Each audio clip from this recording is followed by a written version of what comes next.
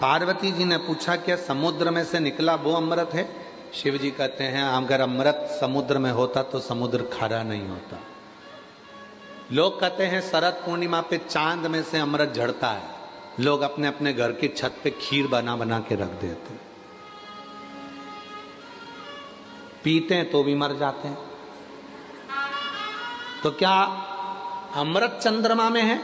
शिव जी कहते हैं अमृत चंद्रमा में होता तो वो घटता नहीं, बढ़ता नहीं, हर बार घटता है, हर बार बढ़ता है, उसमें भी अमृत नहीं है।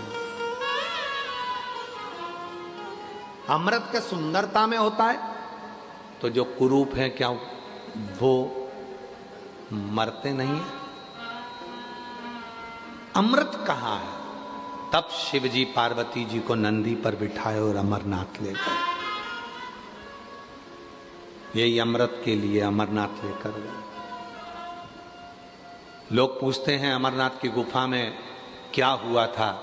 आज विश्वनाथ जी की धरा से इस कथा को सुन लेना कि पार्वती के प्रश्न थे, क्या अमृत समुद्र में है, क्या अमृत चंद्र में है, क्या अमृत संसार में है। तब शिव जी उत्तर देने के लिए पार्वती को अमरनाथ की गुफा में ले गए।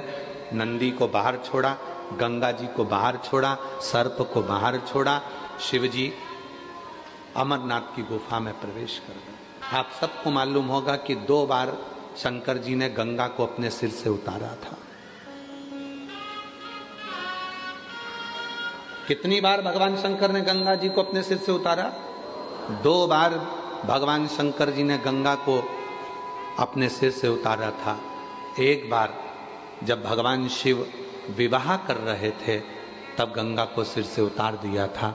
अगर गंगा सिर पे रहती 7 भावर पड़ जाती तो गंगा अर्धांगिनी हो जाती, इसलिए उतार दिया। दूसरी बार गंगा को उतारा था जब अमरनाथ जी की गुफा में कथा को श्रवण कराने के लिए गए, अमृत तत्व को बताने के लिए गए, तब गंगा को बाहर छोड़ दिया। तुम भीतर प्रवेश नहीं कर सकते।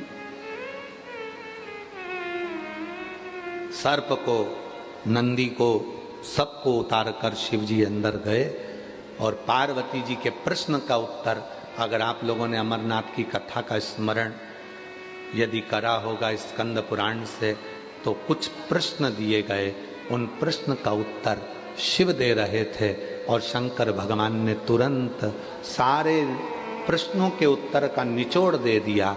हे पार्वती, संसार का मनुष्य जान नहीं पाता, अमृत उसके कंठ में, उसकी जिह्वा पर बैठा हुआ होता है, कंठ में बैठा।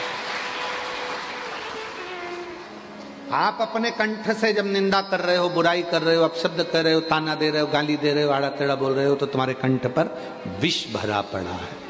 और जब आपके अंदर शिव तत्व होगा तो कोई निंदा भी करेगा, बुराई भी करेगा, गाली भी देगा, तो वो अमृत ही झड़ेगा, अमृत ही झड़ेगा। उसमें कुछ दूसरा झड़ना ही नहीं है।